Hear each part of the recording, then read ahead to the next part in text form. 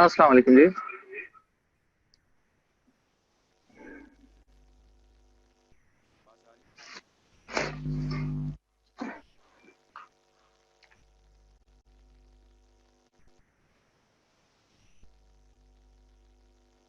This is Dr. Harun Habib from the Biochemistry Department of Avicenna Medical College.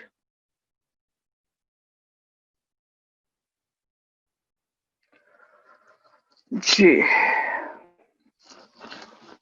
can everyone hear me and see the slides? Kindly respond.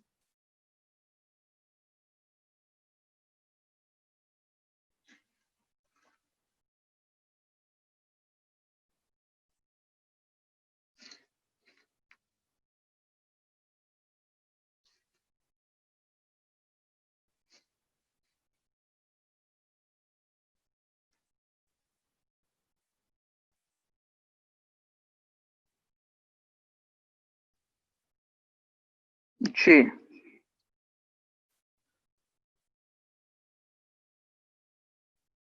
I think आवाज भी आ रही है और तस्वीर भी आ रही है आज।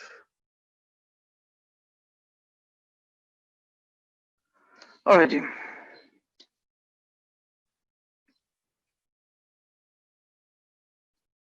एक दफा मुझे कंफर्मेशन दे दें ताकि मैं शुरू करूं।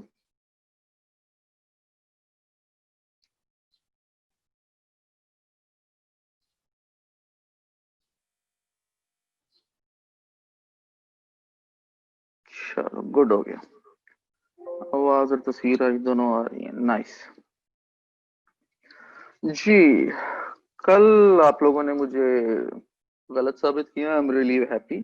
आई हैड अ नोशन कि आप लोग फोन ऑन करके साइड पे रख देते हैं, लेकिन कल जब थोड़ा सा इशू हो रहा था स्लाइड का और साउंड का, तो you guys were quite responsive. I really like it. Now I know कि माशाल्लाह आप लोग सुन रहे होते हैं। अच्छा, मुझे थोड़ा सा इसका फीडबैक दीजिए। ये तो मुझे कंफर्म हो गया कि आप लोग सुन रहे होते हैं। That's very good, I am really happy about it. जरा मुझे थोड़ा सा इसका फीडबैक दीजिए। आप लोग क्वेश्चंस क्यों नहीं पूछते? थोड़ा सा जरा काइंडली मुझे इसके बारे में बताइएगा। क्योंकि क्वेश्चंस बंदा सिर्फ दो हालात में नहीं पूछता, या तो सब कुछ समझ आ गया या कुछ भी समझ नहीं आया। तो व्हाट इज द केस? इसका भी थोड़ा सा मुझे फीडबैक दें प्लीज।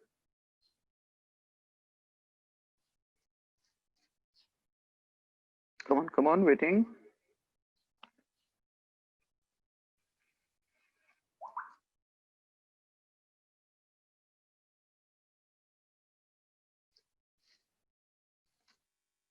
माशाल्लाह, आप समझाते अच्छा है sir.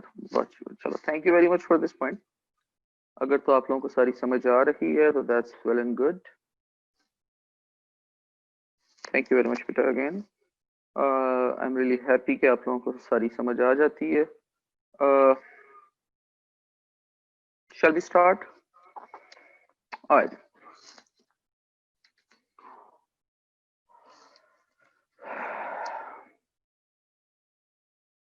This is our topic for the day. We are starting a new topic.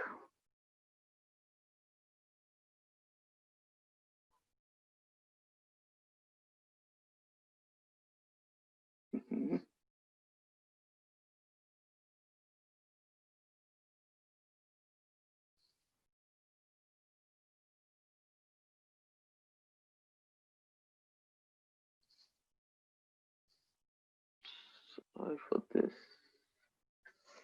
Let me get things settled my way. Yeah, now I'm settled. आज का हमारा topic biochemistry of endocrine system. ये जो एंडो है ये आप physiology में already पढ़ चुके हैं।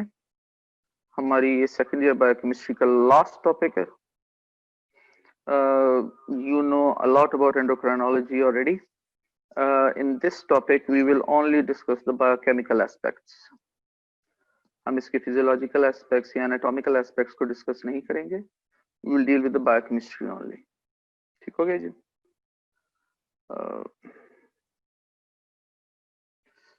ले जी, this is your TOS, table of specifications as per UHS guidelines. Topic सब हो चुके हैं, वो है biological oxidation. And bioenergetics, I did this, I think. Yeah, I did this. Carbohydrate metabolism, Professor Saab started it, but then I did this. Metabolism of lipids, Dr. Yasser did it. Metabolism of protein and amino acids, Dr. Ali did it. Metabolism of nucleotides, Dr. Zara and I shared this topic. Then biochemistry of digestive tract, ये हम अलग से नहीं करवाते, ये metabolism of carbohydrate, lipids and proteins के साथ साथ ही करवाया जाता है हर topics के साथ. Then the metabolism of xenobiotics, Dr. Zara and I shared this topic. Then came the water and electrolyte balance, same, Dr. Zara and I shared this topic. Then came the biochemical genetics, I did it. And lastly, we are here. Inshallah, I'll be doing this as well. देखते हैं क्या बनता है. अगर आप TOS के लिहाज से देखें तो endocrinology carries 11 marks. It has 1 SCQ and 6 MCQs. 1 SCQ of 5 marks and 6 SCQs of 1 mark each gives you 11 marks total for your theory paper. छोटा टॉपिक नहीं है, बड़ा टॉपिक है, काफी सारी चीजें हैं इसमें, तो इंशाल्लाह आप मेरे ख्याल से ज्यादा परेशानी नहीं होगी इसको करने में. उसकी वजह ये है कि आप लोगों ने इसको फिजियोलॉजी में बहुत डिटेल में पढ़ा हुआ है, तो you will be able to understand what I'll be saying, what I'll be teaching quite easily. तो क्वेश्चन हो बीच में तो of course आप लोगों के पास ये chat area होता है. Write it up and I'll try to answer it to the best of my abilities.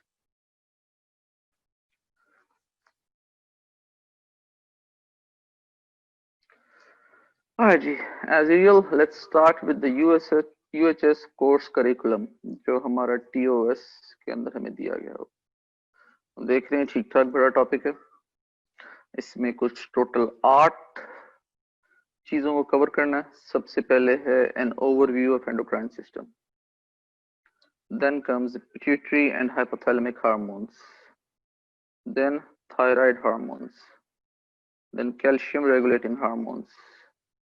Adrenal cortical hormones and adrenal medullary hormones. Male and female gonadal hormones. And lastly hormones of pancreas. अगर वैसे importance point of view से देखें तो ये pituitary hormones बहुत important होते हैं. ठीक है. Thyroid hormones are also important. So is calcium regulating. Adrenal cortical hormone, adrenal medullary hormone, and male and female hormone. ठीक है, मगर these are much more important than these. And lastly, जो हमारे पास ये बचा था hormones of pancreas. These are the most important ones. इस वजह से कह रहा हूँ कि जब कोई बंदा पेपर बनाने बैठता है ना, तो ऑफ कोर्स डॉक्टर्स ही बनाते हैं आप लोगों का पेपर. अब तो he or she will go with the hormones of pancreas. सबसे पहले वो इधर जाएगा. इंसुलिन है, ग्लूकागॉन है, दोनों इंपॉर्टेंट हार्मोन्स हैं. आपने कार्बोहाइड्रेट मेटाबॉलिज्म में देखे, लिपिड मेटाबॉलिज्म में देखे, इनका कितना ज्यादा रोल है दोनों का, तो जरा आसान हो जाता है इधर से question banana. Pituitary hormones, of course, clinical point of view से देखें तो lots of diseases that are quite common in our clinical practice इसमें नजर आती हैं. ठीक है ना.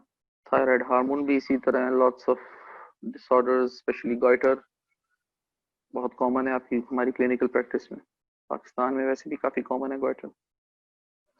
So this is just the whole syllabus. मैं इसको एक एक करके भी नहीं पढ़ रहा. It's quite a long one. इंशाल्लाह हर टॉपिक शुरू करने से पहले, क्योंकि इनको मैंने ये इसी तरह 8 टॉपिक्स में डिवाइड किया हुआ है, I have planned about 12 lectures in all for this topic of endocrinology. Let's see कितनी देर में कवर होता है ये. वी हैव टाइम अल्हम्दुलिल्लाह. So this being the course curriculum, let's move on. आज हमने करना है ये पहला वाला, an overview of endocrine system. ठीक है. An overview of endocrine system. By my calculations, this will take about 2 lectures. today's and tomorrow's lecture. In this, we will cover a lot of topics, but as per UHS says, UHS का आपको पता मुझे अच्छा नहीं लगता ये तरीकाकार बताने का, लेकिन चलो हमने फॉलो तो करना ही है इसे. An overview of endocrine system entails classification of hormones based on their mechanism of action and chemical nature. ठीक है. Then mechanism of action of each class of hormones. जो classification करनी है उनका mechanism of action. Then general characteristics of various types of hormone receptors. ठीक है. Characteristics of various types of hormone receptors. Then types and action of various kinds of G protein in mediating the action of hormones. And then signal transduction pathways of various hormones. Lastly, types and role of various kinds of second messengers. ये of course जैसी वैसे UHS की ये narration इतनी अच्छी नहीं लगती है. इन्होंने ना टॉपिक्स बस रैंडमली दिए होते हैं, पढ़ लो जिस तरह पढ़ना. As far as overview is concerned, overview of endocrine system is concerned, I have devised these topics for you जो हम cover करेंगे, and it will cover all the topics of the UHS curriculum.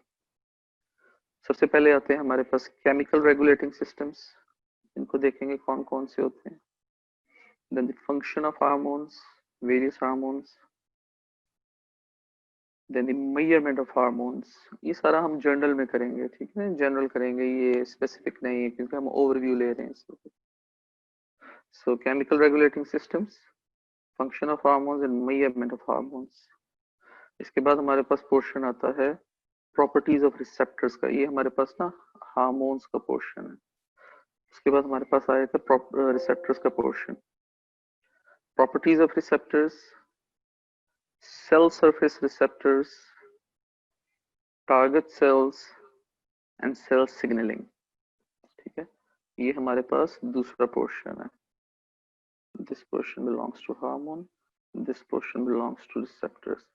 Once we have covered both of them, we'll move on to our last topic, and that is the classification of hormones. इसके अंदर हमारे पास आ जाते हैं peptide hormones, steroid hormones और amine hormones. Peptide hormones जिस तरह हमारे नाम से जाहिर है कि ये पॉलीपेप्टाइड चेन्स होती हैं. ठीक है. स्टीरॉयड हार्मोन्स जिस तरह आपके नाम से याद है कि ये स्टीरॉयड बेस्ड होंगे बेसिकली सारे के सारे जितने भी हैं, कोलेस्ट्रॉल से ड्राइव किए जाते हैं. और लास्टली अमाइन हार्मोन्स. ठीक है, ये अमाइनो एसिड से ड्राइव किए जाते हैं. ये जो पेप्टाइड हार्मोन्स हैं इनकी प्रॉपर्टीज जरा अलग हैं, स्टीरॉयड हार्मोन्स की अलग है, लेकिन ये जो है हमारे पास अमाइन हार्मोन्स इसमें इन दोनों की प्रॉपर्टीज तकरीबन शामिल होती हैं. इंशाल्लाह देखेंगे इन्हें भी किस तरह होता है, कैसे नहीं होता. इसी क्लासिफिकेशन के बाद फौरी हमारे पास जब ये हम एक एक करके हार्मोन्स को डिस्कस करेंगे इन तीनों क्लासेस को, तो इसी के अंदर हम मैकेनिज्म ऑफ एक्शन भी देख लेंगे. मैकेनिज्म ऑफ एक्शन भी देख लेंगे इसके साथ साथ. सो ये हमारा रोड मैप है अगले 2 लेक्चर्स के लिए इंशाल्लाह. And these are topics that you will learn by the end of this of these 2 lectures. जी, सबसे पहले हमारे पास आ जाते हैं केमिकल रेगुलेटिंग सिस्टम्स. थोड़ी सी नरेशन है, डिपिक्शंस नहीं है, इलस्ट्रेशंस या डायग्राम्स नहीं है इसकी. इसको थोड़ा इसी तरह देखना पड़ेगा नरेशन में. केमिकल रेगुलेटिंग सिस्टम्स हमारे पास आते हैं 2 किस्म के, hormones and pheromones.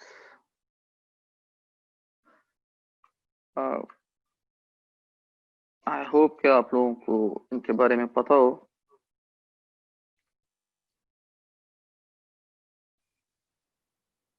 Hormones and pheromones. Pheromones का नाम तो सुना होगा, ऐसा नहीं कि नाम ना सुना हो. अगर एक्चुअली नहीं भी पता तो नाम जरूर सुना होगा इसका. इंशाल्लाह आज हम इसको देख लेंगे कि है क्या बदबला ये.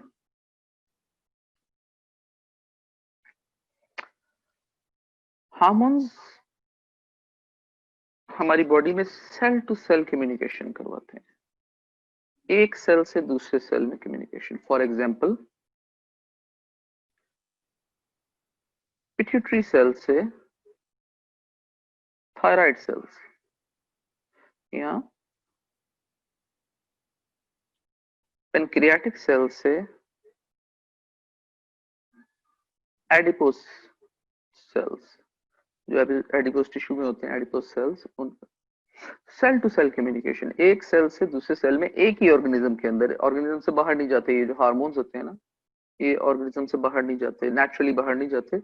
ऑफ कोर्स सिंथेटिकली बाहर से अगर आप इंट्रोड्यूस करवा दें वो एक अलग बात है, या एक्सट्रैक्ट कर लें किसी ऑर्गेनिज्म से, वो एक अलग चीज है। मगर naturally in a body they will stay inside the body and they will have communication from one cell to, they will assist in communication from one cell to another cell. Next हमारे पास आ जाते हैं pheromones.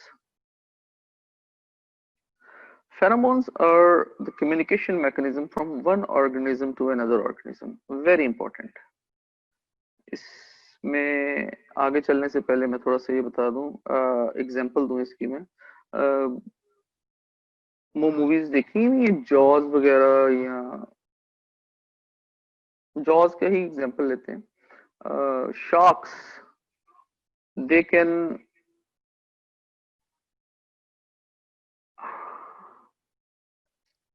Just second, question पूछा जा रहा है ये chat में, मैं उसको देख लूं।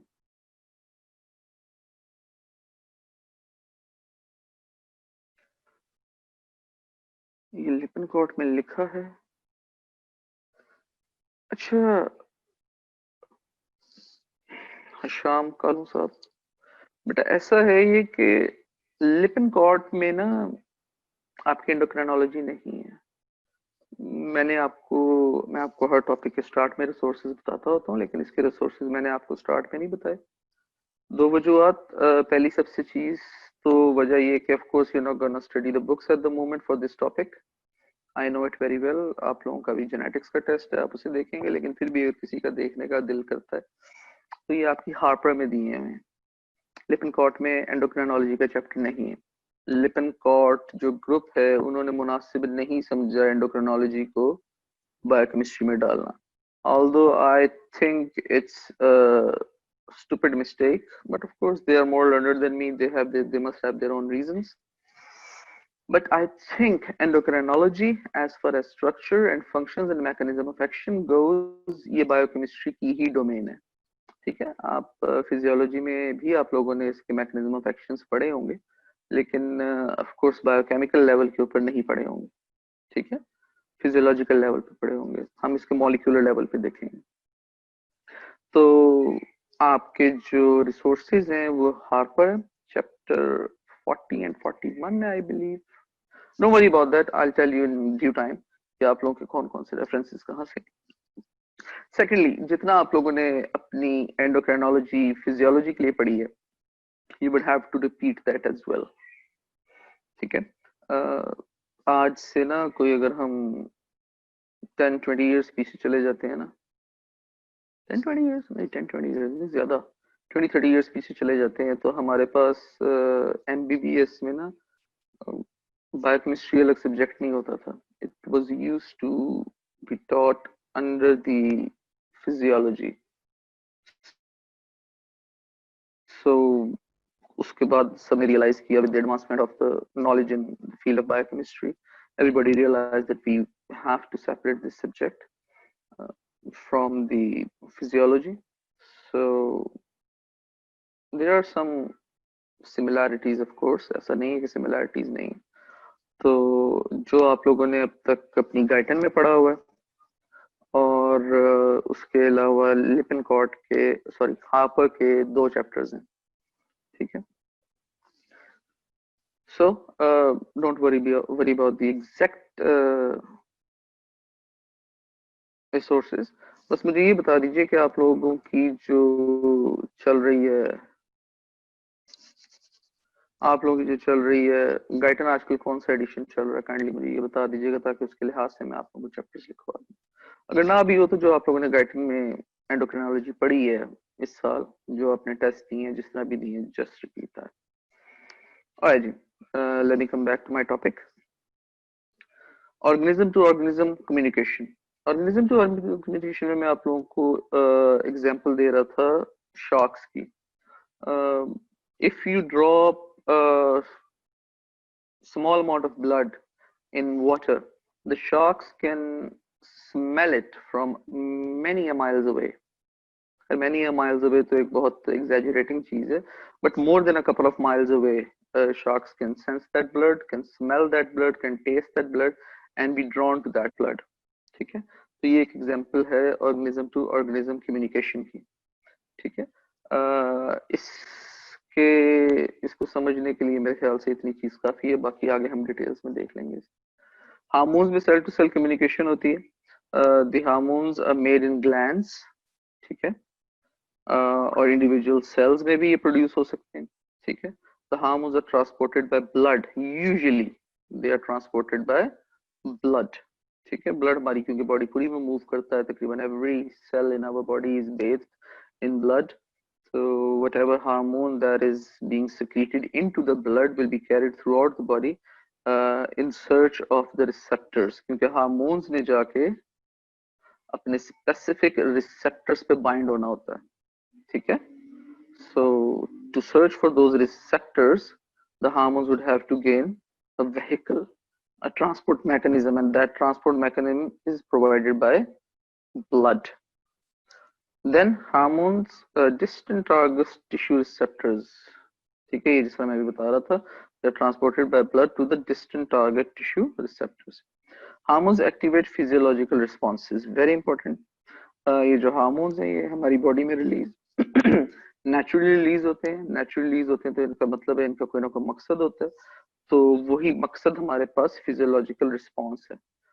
फॉर एग्जांपल, अगर आप ग्लूकोज रिच मील खाते हैं तो आपकी बॉडी में क्या रिलीज होता है? इंसुलिन। आपकी बॉडी में पेनक्रियास से इंसुलिन रिलीज होती है। इंसुलिन रिलीज क्यों होती है?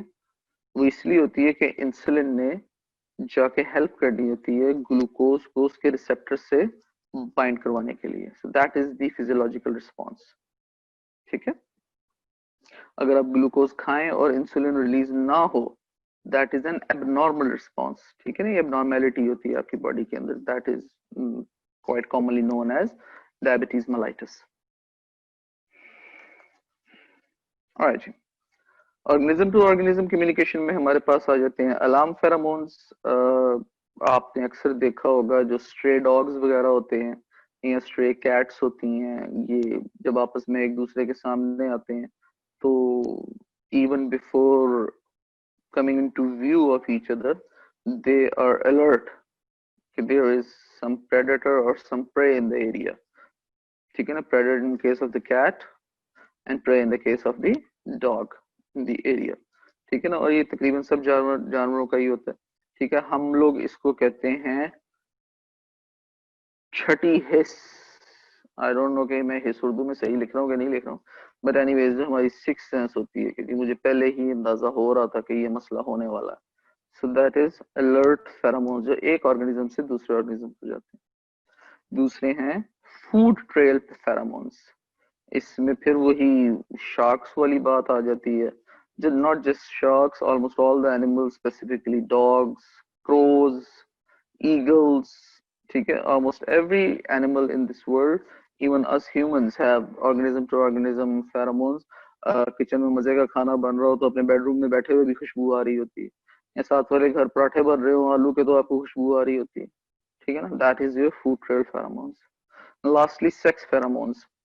These pheromones are released from female to male and from male to female. ठीक है, ये कम्युनिकेशन करवाते हैं। and in animal kingdom this sex pheromone mechanism is utilized for mating.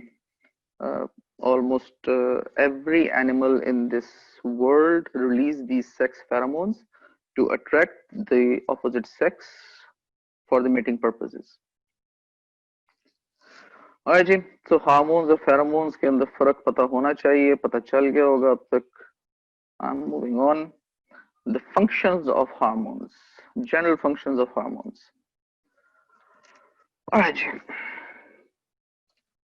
Hormones control the rate of enzymatic reactions. How does it happen? Hormones जिस तरह हमने पीछे भी पढ़े हैं इसकी टॉपिक्स के अंदर, पेप्टाइड हार्मोन्स हैं, हमारे पास स्टीरॉयड हार्मोन्स हैं, हमारे पास अमाइन हार्मोन्स हैं। ये सारे के सारे एंजाइमेटिक रिएक्शंस को कंट्रोल करते हैं। कैसे? By the production of enzymes and other proteins. ठीक है, यानी कि ये सारे के सारे पेप्टाइड हार्मोन हो गया, स्टीरॉयड हार्मोन हो गया, अमाइन हार्मोन हो गया, they would enhance the gene expression. All right, so they control the rate of enzymatic reactions. enzymes होंगे, प्रोड्यूस होंगे तो रिएक्शन होगा, एंजाइम्स प्रोड्यूस नहीं होंगे तो रिएक्शन नहीं होगा। ठीक है, this is not always the case, sometimes hormones themselves are enough, जिस तरह मैंने भी पीछे इंसुलिन की एग्जांपल दी है, sometimes they are enough to carry out a function, जिस तरह इंसुलिन का फंक्शन है कि वो ग्लूकोज को ग्लूकोज रिसेप्टर्स के साथ बाइंड करवाती है। ठीक है, sometimes hormones produced some enzymes जो रिएक्शंस को कैरी ऑन करवाते हैं फर्दर। ठीक है, जिस तरह अगर आप लोगों को याद होगा तो हार्मोन सेंसिटिव लाइपेज एक एंजाइम है। ठीक है, और ये प्रोड्यूस होता है in the absence of insulin and in the presence of glucagon. ठीक है, ये आप लोगों ने पढ़ा हुआ है लिपोलाइसिस के अंदर, लिपिड मेटाबॉलिज्म। नेक्स्ट हमारे पास आ जाता है फंक्शन हार्मोन्स का। the hormones control the transport of ions or molecules across the membrane। ठीक है, इसमें फिर मैं इंसुलिन की एग्जांपल ही दूंगा आपको, क्योंकि that is most familiar to you, कि ट्रांसपोर्ट ऑफ आयंस और मॉलिक्यूल्स को मॉनिटर करते हैं हार्मोन्स। ठीक है, नेक्स्ट हमारे पास आ जाता है hormones control the gene expression and protein synthesis. ये जिस तरह मैंने भी यहाँ पे बताया था, ठीक है, दैट इज हाउ कि हार्मोन्स जो है जीन एक्सप्रेशन और प्रोटीन सिंथेसिस को भी कंट्रोल करते हैं। एक्चुअली जीन एक्सप्रेशन की अगर बात करें तो प्रोटीन सिंथेसिस का पोर्शन होता है, क्योंकि gene expression is transcription plus translation. That is the gene expression. So translation is the protein synthesis. So these are the three basic functions. इसके अलावा हमारे पास हार्मोन क्या है? Hormones effects at very low concentration. Even at low concentrations, hormone will have a effect. ऐसा नहीं होगा concentration low है तो hormones का effect नहीं होगा। बिल्कुल होगा। जैसे ही ये इंट्रोड्यूस होते हैं बॉडी में, जिसने आप लोगों को बताया था कि most of the hormones they get entry into the blood, and via blood they are transported throughout the body. So wherever the receptors of that hormone are present, they will exert their effects. Alright जी, next hormones bind to the target cell receptors. Of course, मैंने आपको पहले भी बताया है, दोबारा बता रहा हूँ, हार्मोन्स ने जाके वाया ब्लड अपने टारगेट रिसेप्टर्स पे अटैच होना है और फिर अपना एक्शन देना है। ठीक है, अगर रिसेप्टर नहीं होंगे तो एक्शन नहीं होगा। अगर हार्मोन्स ब्लड तक नहीं पहुंच सके तो रिसेप्टर तक नहीं पहुंच सकेंगे, एक्शन नहीं होगा। अगर हार्मोन प्रोड्यूस ही नहीं हुआ फिर तो गाली मुक गई ना, फिर तो रहने दो काम। ठीक है, lastly, the half-life of the hormones indicates the length of the activity. Half life का कॉन्सेप्ट है आप लोगों को? प्लीज मुझे चैट में बताइएगा, हाफ लाइफ का कॉन्सेप्ट है या इसमें थोड़ा टाइम लगाऊं?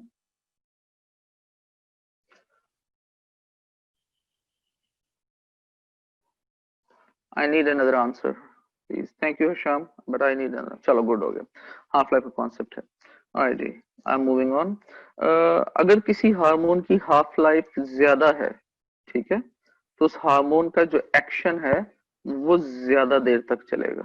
अगर किसी हार्मोन की हाफ लाइफ कम है तो उसका एक्शन कम देर तक चलेगा। ठीक है ना, जो हाफ लाइफ जिनकी ज्यादा होती है उन्हें हम कहते हैं लॉन्ग एक्टिंग हार्मोन्स, और जिनकी हाफ लाइफ कम होती है उन्हें हम कहते हैं शॉर्ट एक्टिंग हार्मोन्स। ऑलराइट जी, So to have a review, हमारे पास जो functions हैं hormones के, those are hormones control the rate of the enzymatic reaction, they control the transport of the ions and molecules, and they control the gene expression. Hormones can affect the body at very low concentration, and hormones bind to the target cell receptors,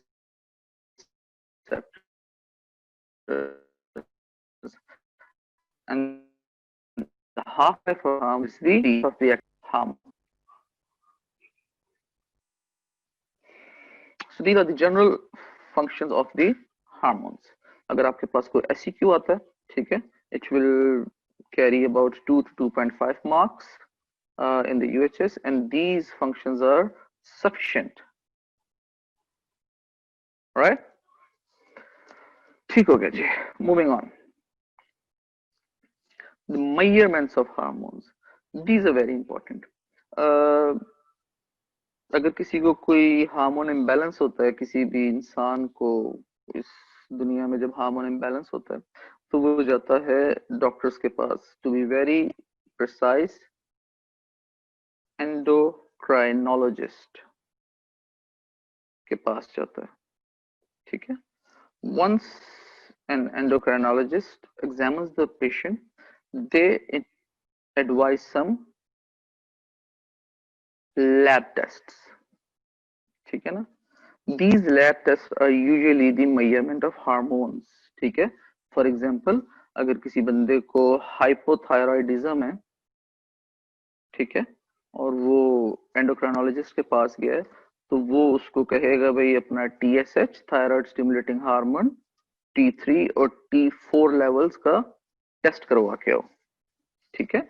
यहाँ कोई बंदा diabetes mellitus से जाता है तो उसको क्या कहा जाता है, अपना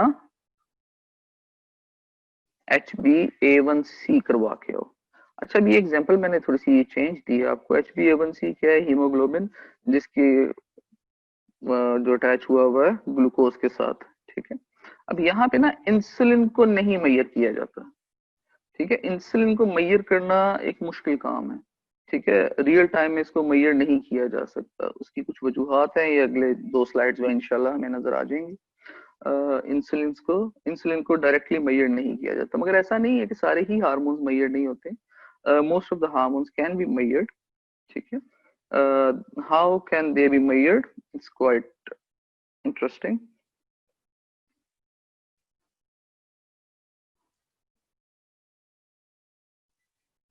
They can be measured by plasma analysis and they can be measured by urine analysis. Plasma analysis means blood test, urine analysis means urine examination, urine tests, ठीक है.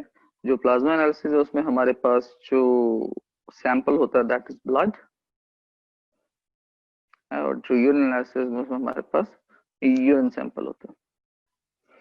ओके. प्लाज्मा एनालिसिस के लिए हमारे पास सिंपल सा है कि plasma analysis provides information at the time of sampling only and may not reflect the overall secretion rate. जिस तरह मैं अभी आपको बता रहा था ना कि इंसुलिन को डिटेक्ट करना जरा मुश्किल होता है. क्यों मुश्किल होता है? कि हमने खाना खाया है, उस वक्त इंसुलिन की सर्ज आती है. हम कार्बोहाइड्रेट रिच मील खाते हैं तो उस वक्त इंसुलिन की सर्ज आती है. अगर उसी वक्त आप ब्लड सैंपल लेते हैं तो आपके पास इंसुलिन की वैल्यू आएगी, और वो भी एग्जैक्ट नहीं आएगी क्योंकि ऑफ कोर्स सर्ज हो रही है, ठीक है. You actually don't know the, any doctor doesn't know the actual time कि किस सेकंड सबसे ज्यादा पीक पे होगा हार्मोन, ठीक है. अगर हमें ये ही नहीं पता कि किस टाइम पे सबसे ज्यादा पीक पे होगा, वी हैव एन आइडिया कि 30 to 45 minutes post consumption of the meal हमारे पास हाइपरग्लाइसीमिया की एक पीक आती है, और उसी वक्त ही जब हाइपरग्लाइसीमिया की पीक होगी उसी वक्त इंसुलिन की पीक होगी. But we have a range, we don't know the exact point. पता चल भी नहीं सकता, पॉसिबल नहीं है, क्योंकि उसके लिए आपको पहले कार्बोहाइड्रेट की वैल्यू डिटेक्ट करनी पड़ेगी, कितना खाया है उसके लिहाज से फिर आप कैलकुलेट करेंगे कि ये इतनी इंसुलिन निकलेगी, वो कितनी देर में निकलेगी. So it's a difficult task. So that is why plasma analysis provides information at the time of sampling only, ठीक है, and may not reflect the overall secretion rate. लेकिन इसका ये मतलब नहीं है कि ये जो प्लाज्मा एनालिसिस है दैट इज रेंडर्ड ऑब्सोलीट, इसका ये मकसद बिल्कुल नहीं है, ठीक है, इसका ये मकसद बिल्कुल नहीं है। ऐसे बहुत सारे हार्मोन्स हैं हमारी बॉडी में जो हम प्लाज्मा से डिटेक्ट करते हैं, ठीक है, और यूरिन में भी टेस्ट होता है लेकिन प्लाज्मा में भी टेस्ट हो सकता है। और next point is when hormone secretion is episodic, single sampling may reflect some abnormalities.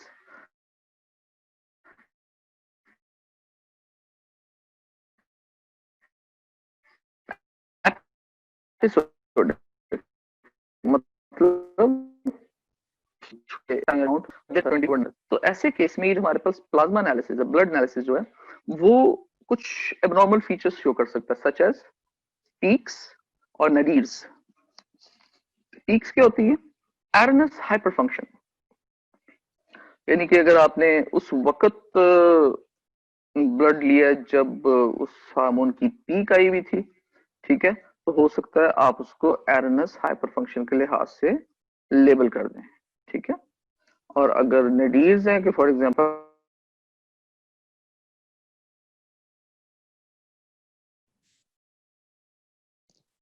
उस वक्त ये ब्लड सैंपल लिए जब हमारे पास एरनस हाइपोफंक्शन हुआ था, तो सॉरी उस वक्त ये, एक सेकंड जरा, let me switch this of, मगर मैं इसको अभी स्विच ऑफ करूंगा तो ये चला जाएगा। खैर anyways let me continue.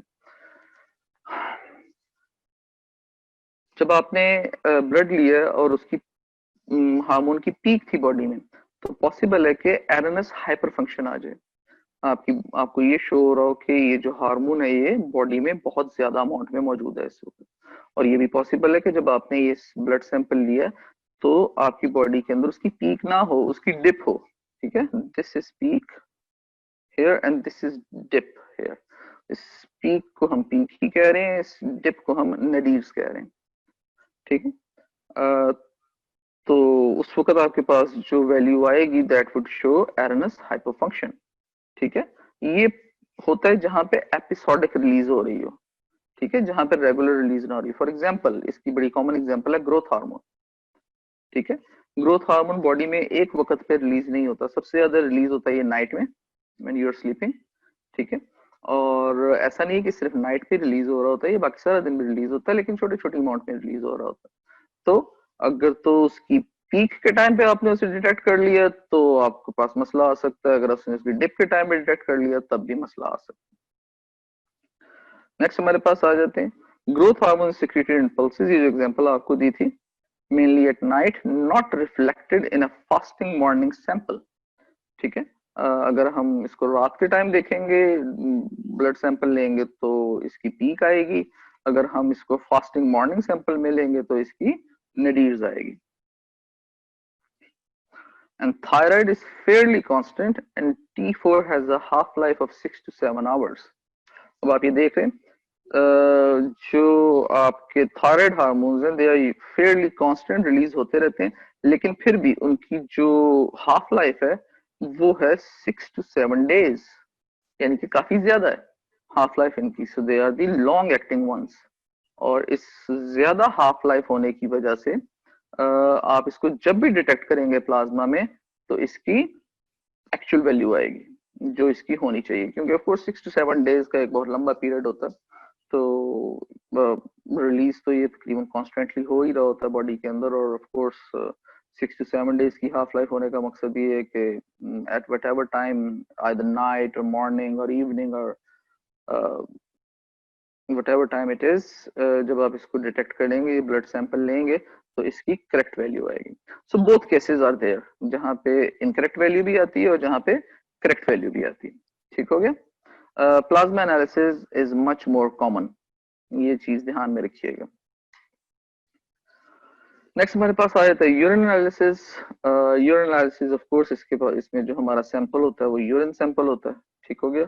Urine sample हमारे पास दो किस्म के हो सकते हैं, हमारे पास यूरिन सैंपल ऑन स्पॉट भी चलता है, ठीक है ना, जिसे स्पॉट यूरिन एनालिसिस कहते हैं। ये हमारे पास 24 आवर यूरिन एनालिसिस का भी फिनोमिना चलता है एग्जामिनेशन में, ठीक है। 24 आवर यूरिन एनालिसिस, ये 24 आवर यूरिन एनालिसिस, इसमें क्या होता है कि इसमें पूरे दिन का जो यूरिन है वो कलेक्ट किया जाता है और फिर उसको एनालाइज किया जाता है। और जो ऑन स्पॉट है वो ये होता है कि जब आप टेस्ट करवाने गए हैं उसी वक्त आपको एक सैंपल कप दिया जाता है, you got P into it and sample is given, ठीक है। सो इसमें हमारे पास दोनों है। ब्लड में हमारे पास ऐसा नहीं है कि 24 आवर का ब्लड सैंपल लेके देखें, ठीक है। 24 घंटे ब्लड नहीं लिया जा सकता, ब्लड सैंपल एक ही वक्त लिया जाता है। Urine analysis is restricted to the measurement of catecholamines and steroid hormones. Alright जी, ये कैटेगराइज हुए हैं कि कैटिकोलामाइंस और स्टीरॉयड हार्मोन्स को डिटेक्ट करने के लिए ये यूज होते हैं, को मेजर करने के लिए ये यूरिन एनालिसिस यूज होता है, ठीक है। Urine analysis of polypeptide hormone is not generally useful. Polypeptide hormones are the short-acting ones, ठीक है।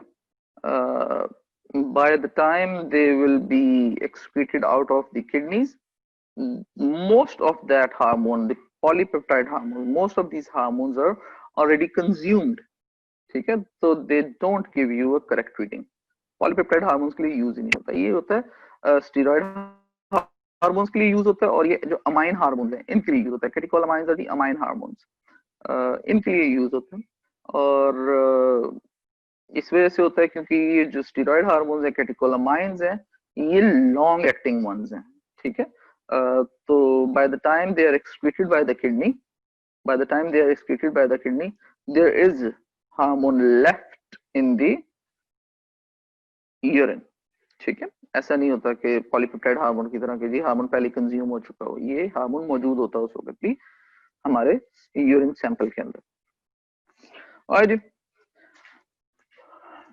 a distinct advantage of urine analysis is that it provides an integrated sample. पूरी body के लिहाज से इंटीग्रेटेड सैंपल मिलेगा आपको। ऐसा नहीं है कि आपने अगर सैंपल ले लिया है किसी स्पेसिफिक एरिया से और उसका जो रिजल्ट्स हैं वो डिफरेंट आए हैं as compared to another area जहां से आपने ब्लड सैंपल लिया। यूरिन सैंपल आप ले ही सिर्फ एक जगह से सकते हैं, that is the bladder via micturition. So it gives you a distinct advantage that it provides an integrated sample. Next हमारे पास आ जाता है इसका पॉइंट के कैसे 24 आवर यूरिन फ्री कॉर्टिसोल, यानी कि फ्री कॉर्टिसोल यूरिन में डिटेक्ट करने के लिए 24 आवर यूरिन सैंपल लिया जाता है, is often necessary to pick up a low level Cushing disease and to eliminate the highs and lows of the normal circadian rhythm। क्योंकि ऑफ कोर्स जिस तरह ये सर्काडियन रिदम है, सर्काडियन रिदम हमारी body की वो रिदम है जिसके से हार्मोन्स रिलीज होते हैं। कुछ हार्मोन्स हमारे पास ड्यूरिंग डे रिलीज होते हैं, कुछ हार्मोन्स हमारे पास ड्यूरिंग नाइट रिलीज होते हैं, ठीक है। जो हार्मोन्स हमारे पास ड्यूरिंग डे रिलीज होते हैं वो नाइट में रिलीज नहीं होते, और जो नाइट में रिलीज होते हैं वो डे में रिलीज नहीं होते या कम रिलीज होते हैं, and vice versa. I repeat, कुछ हार्मोन्स अगर हमारे पास डे में ज्यादा रिलीज होते हैं तो वो नाइट में कम रिलीज होते हैं, और कुछ हार्मोन्स हमारे पास नाइट में ज्यादा रिलीज होते हैं और डे में कम रिलीज होते हैं, ठीक है। तो इसको हम कहते हैं सर्काडियन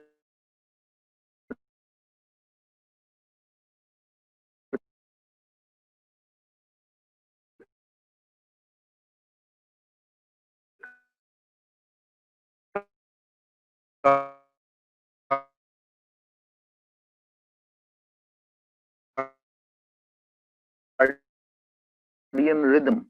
वेरी इंपॉर्टेंट, सैंपल ले रहे हैं तो सर्काडियन रिदम का इस पे कोई इफेक्ट नहीं होगा, हमारे पास एक टोटल वैल्यू आ जाएगी कि भी कितना, फॉर एग्जांपल फ्री कॉर्टिसोल है तो वो कितना मौजूद था पूरे दिन में बॉडी में, ठीक हो गया जी। Alright, moving on. ऑलराइट जी, हार्मोन्स वाला ये पोर्शन हमारा थोड़ा सा कंप्लीट हुआ है। अब जरा रिसेप्टर वाले पोर्शन को देखते हैं। वैसे तो टाइम को खास नहीं रह गया, ये तो 2 की बजाय 3 लेक्चर्स में जाएगा, बट लेट्स सी क्या हालात बनते हैं। I'm gonna keep on going till I have 5 minutes left and then I'll ask for questions. Properties of receptors. Properties of receptors को देखने के लिए हमारे पास ये 2 पॉइंट्स हैं, हार्मोन स्पेसिफिसिटी और हार्मोन एक्टिविटी, ठीक है। लेकिन इनको भी देखने से पहले हमारे पास हम रिसेप्टर की डेफिनेशन देख लेते हैं। इंपॉर्टेंट चीज है यूक्यू आपका रिसेप्टर की definition. You must know the definition of receptor, viva में भी पूछी जाती है। अगर कोई ऐसा बंदा आ गया है एक्सटर्नल जिसका टॉपिक है, फेवरेट टॉपिक है एंडोक्राइनोलॉजी, तो उसने सबसे पहला क्वेश्चन ही मेरे ख्याल से आपसे ये पूछना है रिसेप्टर की definition. It's just my idea. So receptors are chemical structures composed of proteins that receive and transduce signals that may be integrated into biological system. So receptors are chemical structures composed of proteins or steroids that receive and transduce signals, and those signals may be integrated into biological systems. यानी कि हम ये protein या steroid hormones जो हैं हमारे, ठीक है, sorry my mistake, let me start over. मैं यहाँ पे उसको थोड़ा सा आप लोगों के लिए मुश्किल कर गया हूँ। The receptors are the chemical structures। जो receptors होते हैं ये chemical structures होते हैं that are composed of proteins। For example,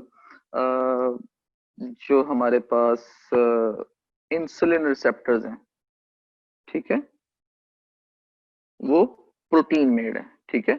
each and every receptor is protein made, ठीक है। ये प्रोटीन आती कहाँ से है? डीएनए से बनता है आरएनए, और आरएनए से बनती है प्रोटीन, ठीक है। तो ये प्रोटीन बेस्ड स्ट्रक्चर्स होते हैं, ठीक है। ये हो सकते हैं सेल मेम्ब्रेन पे, ये हो सकते हैं साइटोप्लाज्म में, ये हो सकते हैं न्यूक्लियस में, ठीक है। ये जो हमारे पास रिसेप्टर्स हैं ये सेल मेम्ब्रेन पे हो सकते हैं, ये हमारे पास हो सकते हैं साइटोप्लाज्म में, ये हमारे पास हो सकते हैं न्यूक्लियस में, ठीक है। और ये रिसेप्टर्स करते क्या है? They receive the signals, signals को रिसीव करते हैं एक्स्ट्रासेलुलर फ्लूइड से, ठीक है। And they have the ability to transduce this signals further, आगे उसको ट्रांसड्यूस कर देते हैं। जो सेकंड मैसेंजर सिस्टम होता है हमारे पास, एक तरफ से सिग्नल लेकर दूसरी तरफ भेज देते हैं, ठीक है ना, and integrate them into the biological systems. A simpler definition is receptors are proteins that bind to ligands and cause responses. Ligands are, in this case, hormones are the ligands. जो हम पढ़ रहे हैं ना अभी एंडोक्राइनोलॉजी केस में, hormones हमारे पास ligands हैं। फिर वो एग्जांपल दूंगा इंसुलिन रिसेप्टर वाली। इंसुलिन एक हमारे पास ligand है, ठीक है, ये आके अटैच होगी इंसुलिन रिसेप्टर पे, ठीक है ना। और ये रिसेप्टर हमारे पास क्या है? एक प्रोटीन है, ठीक है। तो this is a ligand and they come and attach themselves to the protein, ठीक है। ये एग्जांपल चेंज भी हो सकती है। यहाँ पे हमारे पास इन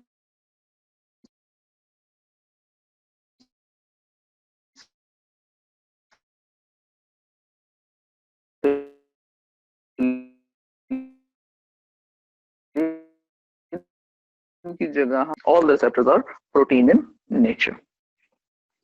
That was the definition of proteins, receptors. Hormone specificity और हार्मोन एक्टिविटी दो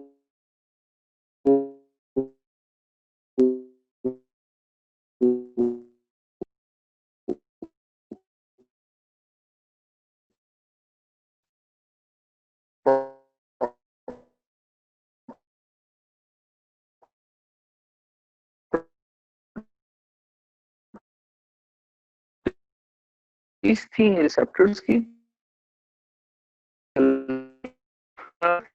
ठीक है। अगर किसी हार्मोन के पास थायराइड की जो थायरॉक्सिन है, थायरॉक्सिन के रिसेप्टर्स नहीं है, तो उन पे थायरॉक्सिन एक्ट नहीं कर सकती। अगर किसी रिसेप्टर के पास टेस्टोस्टेरोन के किसी सेल के पास टेस्टोस्टेरोन के रिसेप्टर्स नहीं है, तो उनपे टेस्टोस्टेरोन एक्ट नहीं कर सकती, ठीक है। So the presence of receptors that are specific to that particular hormone is very necessary. That is what makes it specific, ठीक है ना, that was make the hormone specific. Otherwise तो पूरी बॉडी के ऊपर जनरल इफेक्ट ही आ जाए, ठीक है। और ऐसा होता नहीं है कि बॉडी के ऊपर जनरल इफेक्ट आ जाए नॉर्मली, ठीक है, होता भी है, लेकिन नॉर्मली जनरल इफेक्ट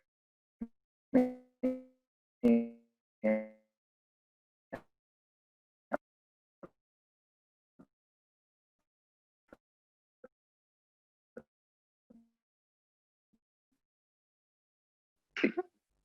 इसकी एग्जांपल हम ये समझ कहें कि जी ग्रोथ हार्मोन इक्वली एक्ट करता है पूरी बॉडी के ऊपर, तो ऐसा नहीं होता। The head circumference does not grow as much as the body.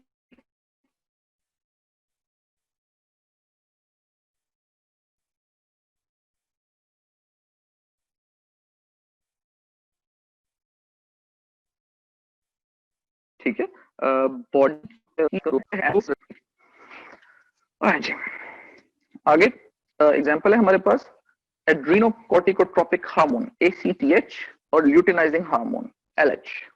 Both of these produce steroid hormones, ठीक है, ये दोनों स्टीरॉयड हार्मोन्स प्रोड्यूस करते हैं।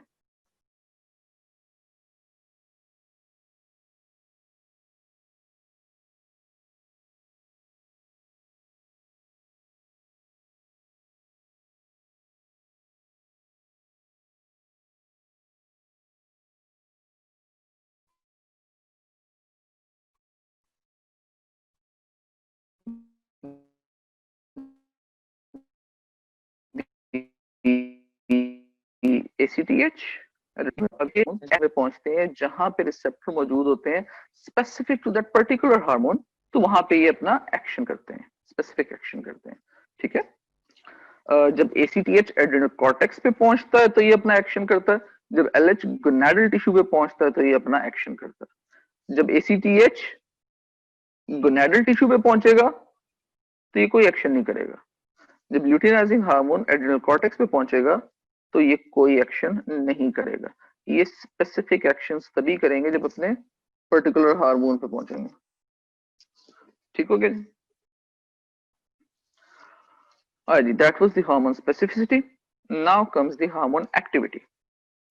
हार्मोन एक्टिविटी को अगर हम देखें तो under normal conditions in a body the receptors are not saturated. इसका मतलब ये है कि अगर हमारी बॉडी में 10 रिसेप्टर्स हैं तो नॉर्मली हमारी बॉडी में 5 या 6 यूनिट ऑफ, अगर 10 यूनिट ऑफ रिसेप्टर्स हैं तो नॉर्मली हमारी बॉडी में 5 या 6 यूनिट्स ऑफ हार्मोन प्रोड्यूस होता है, ठीक है। अगर ये सारे का सारा हार्मोन सारे के सारे रिसेप्टर्स पे अटैच भी हो जाए तब भी हमारे पास रिसेप्टर्स स्पेयर में पड़े होते हैं, ठीक है। This is the normal function of the body, normal physiology of the body.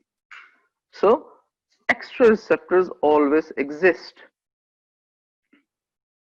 Therefore, the number of the hormones receptor is not rate limiting for any hormone reaction, ठीक है। The number of the receptor is not the rate limiting phenomena कि जी receptor खत्म हो गए, hormone मौजूद है पर receptor खत्म हो गए, ठीक है। ऐसा नॉर्मली नहीं होता, नॉर्मल फिजियोलॉजिकल रिस्पॉन्स ऐसा नहीं है, ठीक है। अब नॉर्मल रिस्पॉन्स ऐसा होता है, बिल्कुल होता है। जो हमारे पास non insulin dependent diabetes mellitus है, एक तो इंसुलिन डिपेंडेंट डायबिटीज मेलाइटस होती है ना, कि हम उसे इंसुलिन देते हैं पेशेंट को और वो करेक्ट हो जाता है इशू जो होता है वक्ती तौर पे। एक होती है non insulin dependent diabetes mellitus. ये जो non insulin dependent diabetes mellitus है इसमें आप इंसुलिन दे भी देंगे तो कुछ नहीं होगा। क्यों कुछ नहीं होगा? क्योंकि इंसुलिन रिसेप्टर्स ही नहीं होते हैं वहां पे, ठीक है। ये एक एबनॉर्मल फंक्शन है, बट नॉर्मल फिजियोलॉजी के अंदर ऐसा नहीं होता। नॉर्मल फिजियोलॉजी में hormone receptor rate limiting factor नहीं होता, हार्मोन की जो क्वांटिटी है वो रेट लिमिटिंग फैक्टर होता है। और सेकेंडली, ये जो plasma concentration of free hormone is usually indicative of the activity.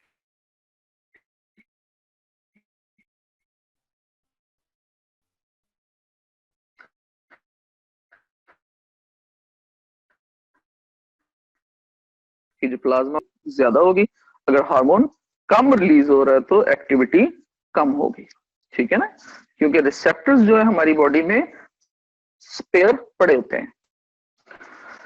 Alright, this is it for the properties of receptors. Our next topic that we will start tomorrow inshallah is the cell surface receptors.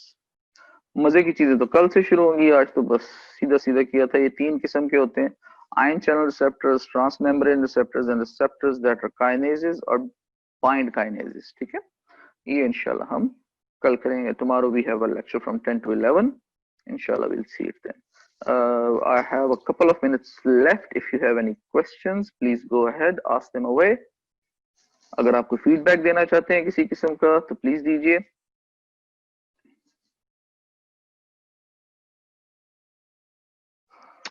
कितने मौजूद हो भाई आज?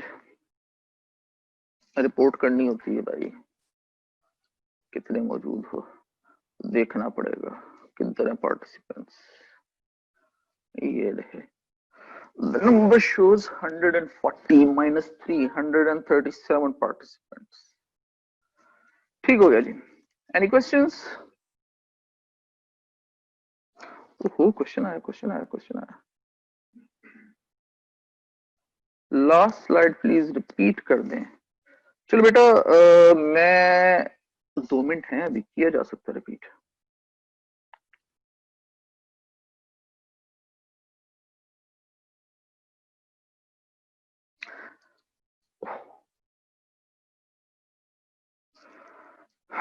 Hormone activity, hormone activity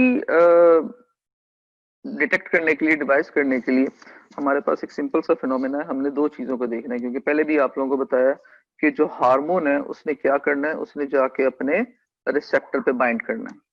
ठीक है, लेकिन ये जो रिसेप्टर्स है ना, ये बॉडी में ज्यादा मौजूद होते हैं as compared to the capability of the body to produce the hormone.